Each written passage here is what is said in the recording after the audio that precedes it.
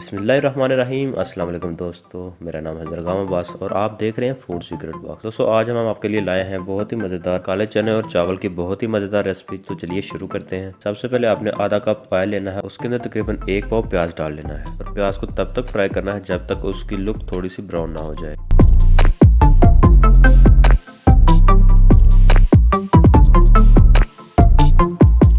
आप देख सकते हैं प्याज बिल्कुल ब्राउन हो चुका है। अब इसके अंदर थोड़ा सा जीरा डालेंगे। अब आप देख सकते हैं कि प्याज की बेहतरीन लुक आ चुकी है। अब इसमें हम नमक डालेंगे हाफ टी स्पून।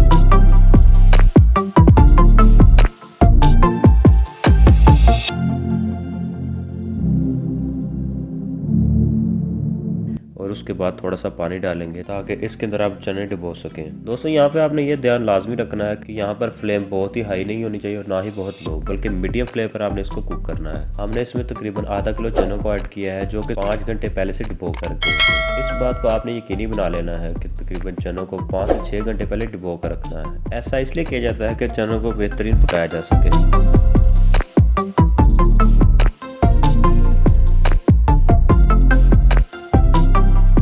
चनों को ऊपर से कवर कर देंगे ताकि चने अच्छी तरह गल जाएं। तकरीबन 10 मिनट के बाद हमने इसको अनकवर किया है तो आप देख सकते हैं कि टमाटर कितनी अच्छी तरह मेल्ट हो चुके हैं। अब इसमें थोड़ी सी काली मिर्च और दालचीनी ऐड करेंगे जिसकी वजह से आपकी डिश बहुत ही मज़ेदार बनेगी। जैसा कि आप देख सकते हैं कि चने बेहतरीन तरीके से गल चुके हैं। अब हमने इसके अंदर इतना पानी डालना है जितना हमारे पास चावल है। अगर आपके पास 2 गिलास चावल है तो आपने 4 गिलास पानी डाल लेना है और अगर आपके पास 3 गिलास चावल है तो आपने 6 गिलास पानी डाल लेना है। और तब तक हमने वेट करना है जब तक इन चावलों के पानी में उबाल ना आ जाए।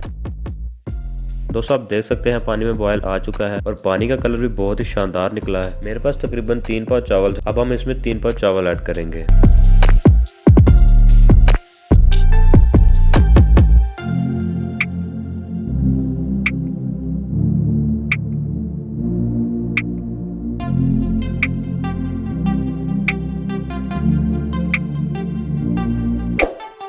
चावल ऐड करने के बाद अब हम इसमें हल्दी और लाल मिर्च ऐड करेंगे क्योंकि कुछ लोग लाल मिर्च को बहुत ही पसंद करते हैं। दोस्तों जैसे ही आप पानी डालेंगे, पानी डालते ही इसमें बॉयल आना शुरू हो जाएगा। तब तक वेट करेंगे जब तक सारा पानी सूख नहीं जाता। इन चावलों को हमने मीडियम फ्लेम पर पकाना है जब तक सारा पानी खुश्क नहीं हो जाता। बीच में 1-2 दफा हिलाते भी रहे।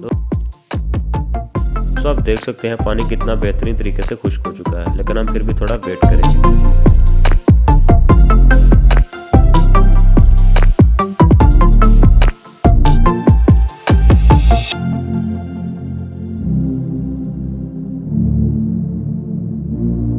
और माशाल्लाह से आप देख सकते हैं कि हमारे चावल बिल्कुल पक कर तैयार हो चुके हैं और चावल पकने के साथ साथ बिल्कुल निखरे हुए हैं और बहुत ही मज़ेदार लुक दे रहे हैं। अब हम इसको डिश आउट करेंगे।